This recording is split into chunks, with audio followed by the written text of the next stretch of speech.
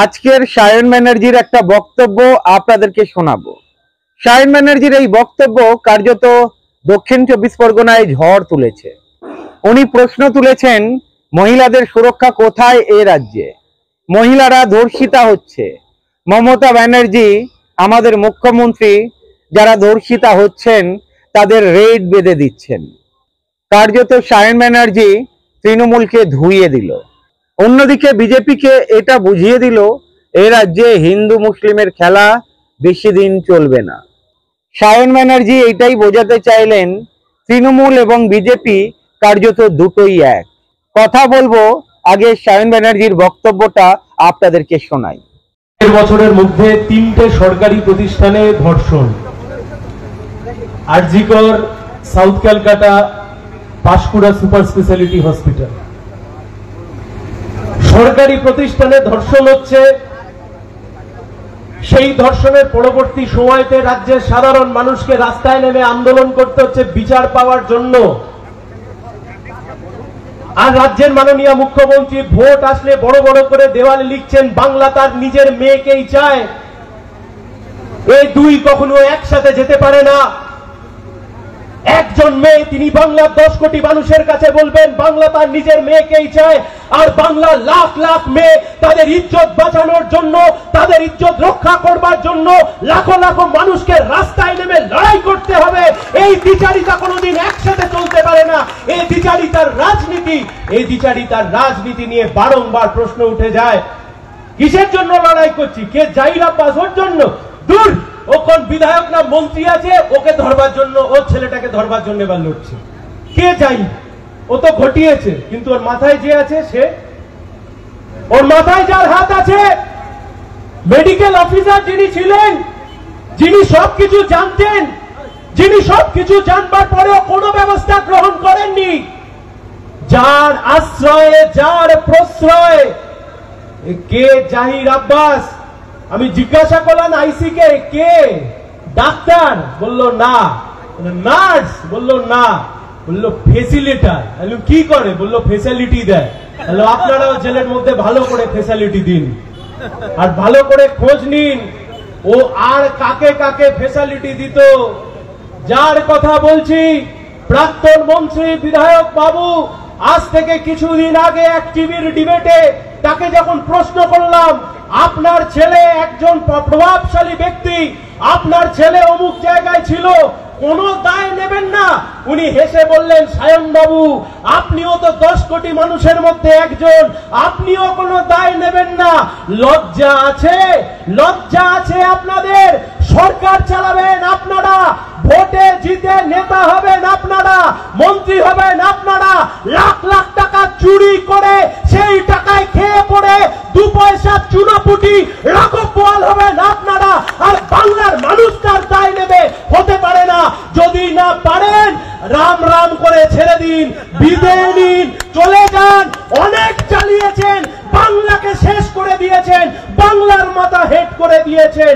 বাংলার আত্মসম্মান, বাংলার সম্প্রীতি, হিন্দু মুসলমানের ঐক্য, নারীর মর্যাদা, সবকিছুকে নিচে নামিয়ে ছাড়ছে আজকের তৃণমূল, আর সাকড়ে ধরেছে বিজেপি। আমরা বলছি লড়াই বুঝে নিতে হবে। থানায় গেছিলাম, আইসির সাথে কথা বলছিলাম। আইসি বললেন, হ্যাঁ আমরা ঠিক সময় চার্জশিট দিয়ে দেব। আমরা বললাম, আপনি ঠিক সময় চার্জশিট দিয়ে দেবেন এমন ভাবে বলছেন যেন বাচ্চাকে বলছেন পেপসি কিনে দেব। ঠিক সময় চার্জশিট দেয়া আপনার কাজ। তৃণমূল নেতার পিছনে ঘুরঘুর করে চেয়ারে বসবার আগে জিভ দিয়ে চেয়ারটা চেটে দেয়া আপনার কাজ নয়, চার্জশিট দেওয়াটাই আপনার কাজ, অপরাধীকে গ্রেফতার করাটাই আপনার কাজ। আর তা যদি না করতে পারেন, তা যতবার আপনারা করবেন না, তার থেকে আপনারা যতবার ব্যাহত হবেন। এই কাজ করতে গিয়ে আপনারা যতবার তোতলাবেন, ততবার বাংলার দিকে দিকে, গ্রাম থেকে নগর, এই পাঁশকুড়ার মাটি, এই মেদিনীপুরের মাটি, এই মেদিনীপুরের মাটি সেই মেদিনীপুর যারা স্বাধীনতা সংগ্রামে সামনের সারিতে দাঁড়িয়ে বুকে গুলি খেয়েছে, যে লড়াই লড়েছে এই মেদিনীপুর, আজকে সেই মেদিনীপুরের মানুষ রাস্তায় নেমে এসছে। আমার বাংলার মেয়ে, আমার বাংলার বোন, আমার পাঁশকুড়ার দিদির ইজ্জতে হাত পড়েছে, এত সহজে ছাড় পাওয়া না। এই লড়াই লাল ঝান্ডা লড়ছে, লড়ছে বাংলার মা বোনদের সম্মানের জন্য, লড়ছে বাংলা সম্মানের জন্য, বাংলাকে বাঁচানোর জন্য।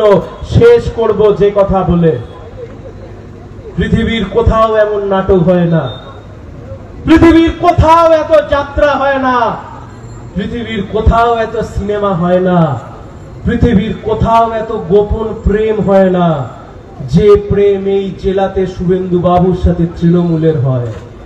পৃথিবীর কোথাও এত সুন্দর বোঝাপড়া নেই, পৃথিবীর আর কোন রাজনীতিতে এত সুন্দর আন্ডারস্ট্যান্ডিং নেই। একদিকে মোদি আর দিদি মিলে হাড় জ্বালিয়ে খাচ্ছে, আর অন্যদিকে শুভেন্দু বাবুও ভেতরে ভেতরে সেটিং করে বসে আছেন। যে বিধায়কের কথা বলছি, সেই বিধায়কের বিরুদ্ধেও নাকি অভিযোগ উঠেছিল, তিনিও নাকি শুভেন্দু বাবুর কোচর ধরে বসে রয়েছে। শুভেন্দু বাবুর কোচর ধরুন আর দিদির কালীঘাটে গিয়ে বসে থাকুন। যা কুকীর্তি এখানে ঘটিয়েছে, আর তার মাথায় যার আশীর্বাদের হাত ছিল, ওই হাত যতক্ষণ না ভেঙে গুড়িয়ে দিতে পারছি, লাল ঝান্ডা শান্ত হয়ে বসবে না। লাল ঝান্ডার জন্ম হয়েছে অন্যায়ের বিরুদ্ধে লড়বার জন্য, লাল ঝান্ডার জন্ম হয়েছে গরিব কৃষক খেটে খাওয়া মজদুর মানুষের লড়াইয়ের জন্য, বন্যা অন্যায়ের বিরুদ্ধে লড়বার জন্য এই লাল ঝান্ডার জন্য। আজকে যখন দিকে দিকে অন্যায়, এই অন্যায়ের বিরুদ্ধে যদি লড়তে হয়, লাল লাল লাল লাল ছাড়া অন্য কোনো রং নেই, লাল ঝান্ডা ছাড়া অন্য আর কোনো ঝান্ডা নেই। তাই লড়াইয়ের মেজাজ আরো তীব্রতর করতে হবে। স্লোগান দিন আমার সাথে, ইনকিলাব জিন্দাবাদ, ইনকিলাব জিন্দাবাদ। পাঁশকুড়া হাসপাতালে ধর্ষণকারী সবাইকে গ্রেফতার করতে হবে। এই সুপার স্পেশালিটি হাসপাতালে এই অন্যায় কার সাথে রাজ্য সরকার জবাব দাও। সায়ন ব্যানার্জির এই বক্তব্যের মধ্যে প্রতি কটা জায়গায় আপনারা যুক্তি খুঁজে পাবেন। বাম নেতা নেত্রী যারা রয়েছেন নতুন প্রজন্মের, তাদের কথার মধ্যে আপনারা দেখেছেন একটা লজিক রয়েছে। শুধু সায়ন ব্যানার্জি নয়, আপনারা যদি দেখেন প্রতীকুর রহমান, সৃজন ভট্টাচার্য, আরো অনেকেই রয়েছে যারা নতুন প্রজন্মের সিপিআইএম লিডার। তাদের বক্তব্যগুলো শুনবেন, এরা কখনো দল চেঞ্জ করবে না। আমি একটা কথাই বলতে চাইবো, বিধানসভায় সিপিআইএম এর বিধায়কও থাকা উচিত, কংগ্রেসের বিধায়কও থাকা উচিত, আইএসএফ এর বিধায়কও থাকা উচিত, বিজেপি, তৃণমূল সকল দলের বিধায়ক থাকা উচিত। তাহলেই তো বিধানসভা একটা বিধানসভা হবে, তাহলেই তো বিরোধীরা কথা বলতে পারবে, এক না একতন্ত্র হবে না। যদি গরিব খেটে খাওয়া মেহনতি মানুষের পক্ষে কথা বলার কেউ না থাকে, তাহলে তো পার্লামেন্ট কার্যত কানা হয়ে যায়, তাহলে তো বিধানসভা কানা হয়ে যায়। সায়ন ব্যানার্জির কথাগুলো আপনারা শুনলেন, এবারে অবশ্যই আপনারা কমেন্ট করে জানাবেন কেমন লাগলো।